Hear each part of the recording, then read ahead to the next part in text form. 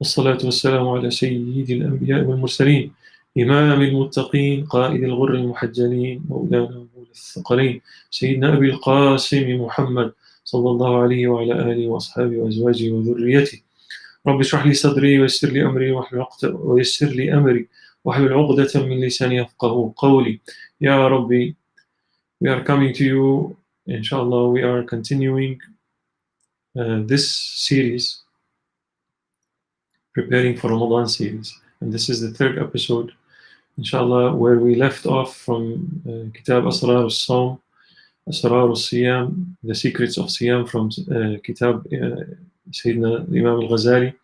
It is from the chapter of Ibadat in Ihya Ulumuddin.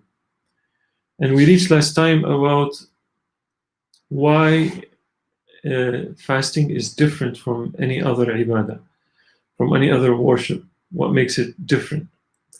And why does it honor the worshipper in a way that no other ibadah does? Why Allah rewards for it in a way that He doesn't reward for any other worship?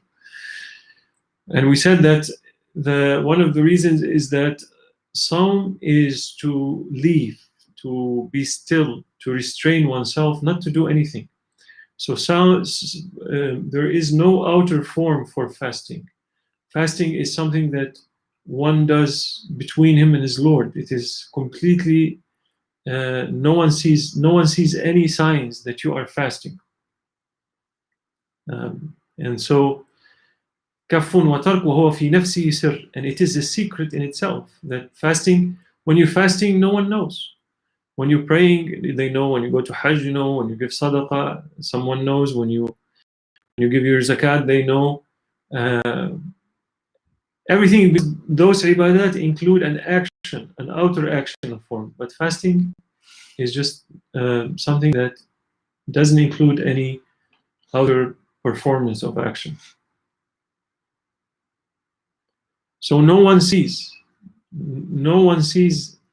this ibadah.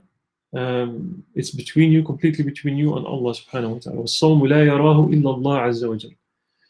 And it is from the actions of the heart, from the inner actions, that فَإِنَّهُ عَمَلٌ فِي الْبَاطِنِ بِالصَّبْرِ الْمُجَرَّدِ. And it includes jihad, it includes you struggling against all your lower self, it includes you being patient for not fulfilling your desires, not succumbing to your shahwa, your desires, or your vain likes and dislikes, or your egoistic attachments. Allahumma salli ala Sayyidina Muhammad. And the second reason why is because it is qahrun li'aduwillah, is because it is overcoming and subduing and putting down the enemy of Allah. Because shaitan, wasilatu shaitani la'anahu Allah ash-shahwat, because one of the main reasons that shaitan has power over Allah's servants is through their desires, is through their shahwa. وَإِنَّمَا تَقْوَى الشَّهَوَاتِ بِالْأَكْلِ وَالشُّرْبِ. And that your desires, the more you consume, so, and you feel this, you see this, when you are fasting, you're not thinking about food, you're fine, you've made the azima, you've made the intention to start your fast, and then you're not thinking, you know that you're not eating, and that's it. But when you eat, the more you eat, the more your desires increase, and you feel this, you see this. And some people think that by eating you're satisfying yourself, and you shouldn't eat as much. But the opposite is true. When a person is not fasting, you see people are always snacking. They every time they pass by the kitchen or something, they eat something. So shaitan seizes this opportunity when he sees you succumbing, I don't know the right word, but when he sees you attached to your desires, then he comes from that door to get you to do things that are not acceptable. And Allah and Prophet ﷺ said, "Inna الشيطان لا يجري من ابن آدم مجرى الدم فضيقوا مجاريه بالجوع. Prophet ﷺ said that shaitan runs in the veins of the son of Adam like blood runs in the veins. And Prophet ﷺ said, constrain his pathway by hunger and by fasting. Yeah. لذلك قال صلى الله عليه وسلم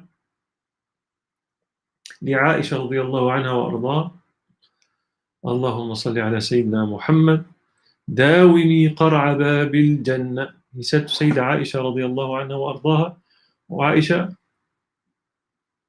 keep on knocking the gate, the door of heaven. Dawimi means be continuously knock on the gate of heaven. Allah, Allah. She said, بماذا? She asked Prophet ﷺ, how am I going to do this? He said, sallallahu alayhi wasallam, بالجوع, through hunger, means through fasting. فلما كان الصوم على الخصوص قمعا للشيطان وسدا لمسالكه وتضييقا لمجاريه. When fasting specifically had the quality of overcoming shaitan, of putting him down, of blocking the pathways of shaitan and constraining them, then it deserved takhsis. Then Allah subhanahu wa ta'ala made it a special ibadah for him. فَفِي قَمْعِ عَدُوِّ اللَّهِ نُصْرَةٌ لِلَّهِ سُبْحَانَهُ. By defeating Allah's enemy, you are supporting Allah subhanahu wa ta'ala. Nusra. You are obeying Allah, you are supporting Him. And not in the sense, no, Allah is supporting all creation. But we, by obeying Him and refraining from sin, that is the support we're talking about.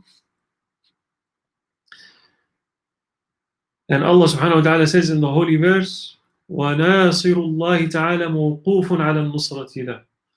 وقال الله تعالى وَالَّذِينَ جَاهَدُوا فِينَا لَنَهْدِيَنَّهُمْ سُبُلَنَا. Allah subhanahu wa ta'ala says that whoever is supporting supporting Allah by obeying Him, Allah subhanahu wa ta'ala is supporting him. And Allah subhanahu wa ta'ala says this holy verse, Imam Ghazali is quoting, وَالَّذِينَ جَاهَدُوا فِينَا, those who strive and struggle in our way, verily we will guide them to our paths, to our ways. Subulana, to our ways.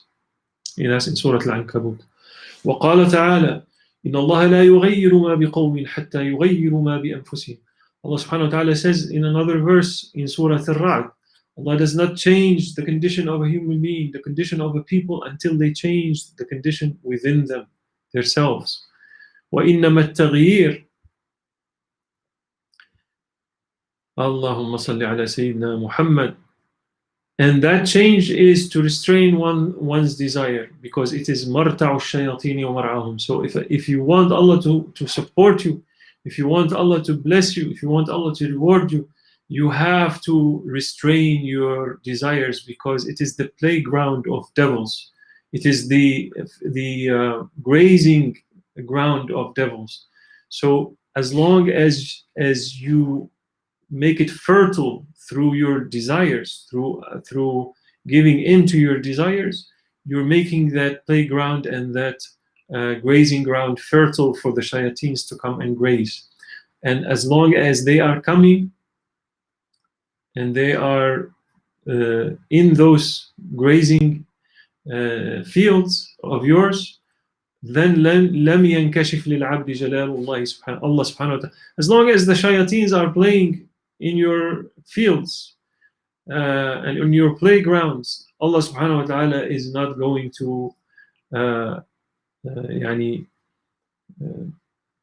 unveil for you His majesty, and you will be mahjoob, you will be veiled from meeting Him. Allahumma a'idna, Allahumma afina ya Rabb, grant us to kick our shayateen, kick the devils out of our playgrounds. And may Allah subhanahu wa ta'ala's lights and anwar and mercy descend on our hearts and fill them, inshallah, before the month of Ramadan and during the month of Ramadan. اللهم صل على سيدنا محمد. وقال صلى الله عليه وسلم: لولا أن الشياطين يحومون على قلوب بني آدم لنظروا إلى ملكوت السماوات. Sallallahu Alaihi Wasallam, he said, had it not been that the devils are in circumambulating, they're like, yahumun is like the birds fluttering around. Shayateen also are around the hearts of the believers, they are covering them. He said, had it not been for that, they, sons of Adams, would have seen, would have looked at the malakut, at the angelic realms of heaven. Yani, if it wasn't for the devils veiling us, we would be able to see the heavenly realms. اللهم صل على سيدنا رزقنا الله. فمن هذا الوجه صار الصوم باب العبادة. From this angle, Psalm is the gate of ibadah, because it is the ibadah that empowers the abd to restrain his desires, to overcome devils and kick them out, and restrain their pathways. It is the ibadah that allows the servant this. I remember one time also I read a quote for Maulana Jalaluddin Rumi to this effect. He said, when fasting puts you back basically gives you the reins of your being, and your faculties the angelic faculties within you are empowered, while the demonic faculties are restrained.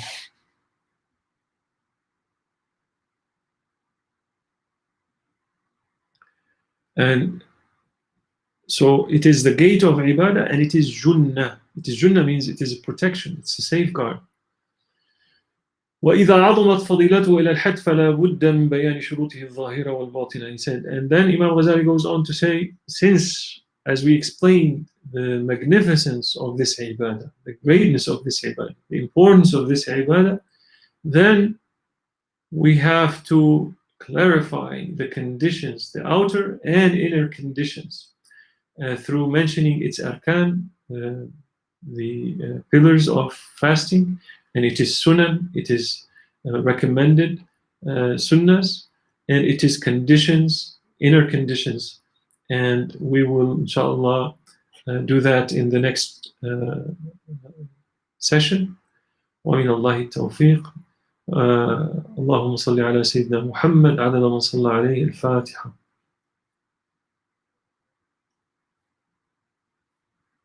السلام عليكم ورحمة الله وبركاته.